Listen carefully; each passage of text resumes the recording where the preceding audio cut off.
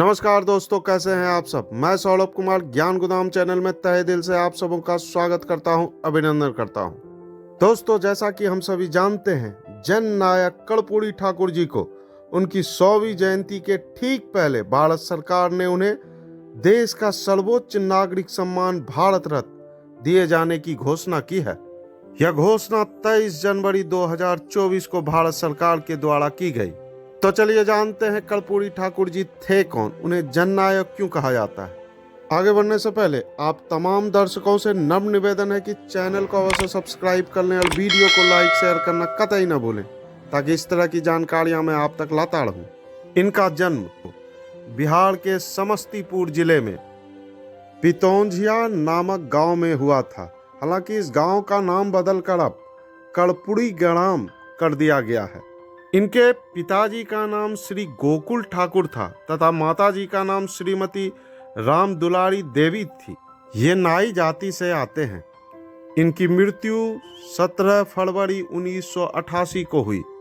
ये मैट्रिक की परीक्षा 1940 में पटना विश्वविद्यालय से द्वितीय श्रेणी में पास किए।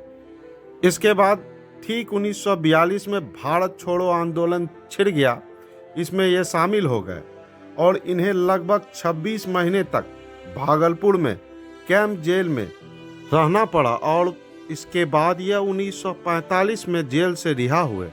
ये पहली बार 1952 में विधायक चुने गए, यानी 1952 में ये पहली बार विधानसभा चुनाव जीते। अपने जीवन काल में ये कभी भी बिहार विधानसभा चुनाव नहीं हारे।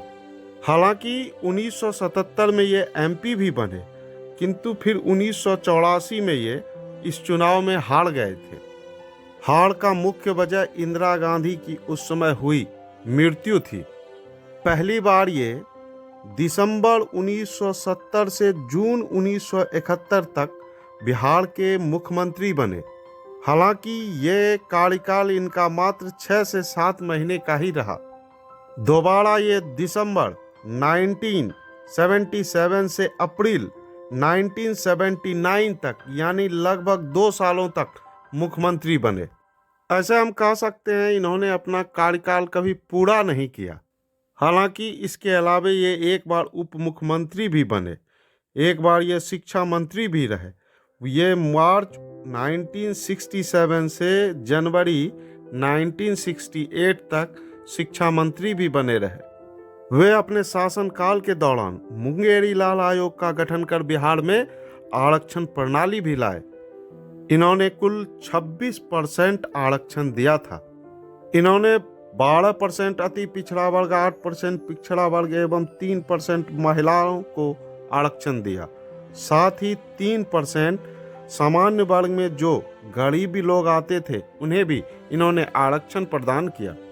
हालांकि इस आरक्षण प्रणाली का काफ़ी विरोध हुआ और इसके एवज में उन्हें अंततः अपनी पद भी छोड़नी पड़ी थी। इन्होंने बिहार में शराबबंदी भी लागू की। इन्होंने पहली बार 8 से 9,000 इंजीनियर और डॉक्टर को भी नियुक्त किया। सन 1967 में जब वे पहली बार बिहार के उप मुख्यमंत्री बने, तब उन्होंने बिहार में मैट्रिक परीक्षा पास करने के लिए अंग्रेजी की अनिवार्यता को समाप्त कर दिया। इसके पीछे उनका सोचना यह था कि उस काल में अंग्रेजी के कारण अधिकांश लड़कियां मैट्रिक पास नहीं कर पाती थी। इस कारण उस दौर में लड़कियों के विवाह में मैट्रिक की परीक्षा पास करना एक बहुत बड़ी अड़चन बन गई थी। यह वह समय था जब 6ठी या 8वीं क्लास से अंग्रेजी की पढ़ाई शुरू होती थी, यानी अंग्रेजी का ज्ञान देर से शुरू होता था और मैट्रिक का परिणाम इस कारण खराब आता था। ये सदैव दलित, शोषित और वंचित वर्ग के उत्थान के लिए प्रयत्नशील रहे और संघर्ष करते रहे। उनका सादा जीवन, सरल स्वभाव, स्पष्ट विचार और अदम्य इच्छा शक्ति बड़वसी लोगों को प्रभावित कर लेती थी। अपने मुख्यमंत्री काल के दौरान एक बार ये पटना के कदम कुआं स्थित चरखा समिति भवन में, जहां उस वक्त के जनता पार्टी के बड़े बड़े नामी नेता पहुंचे थे, वहां वे फटा कुर्ता, टूटी चप्पल और बिखरेले बाल लिए पहुंच गए। उनकी इस दशा को देखकर कई नेताओं ने कई टिप्पणियां की। चंद्रशेखर जी उस वक्त अपने सीट से उठे। उन्होंने अपने दोनों हाथों से अपने कुर्ते को फैला लिया और बारी बारी वहां बैठे नेताओं के पास जाकर कहने लगे कि आप कर्पूरी जी के लिए कुर्ता फंड दान कीजिए।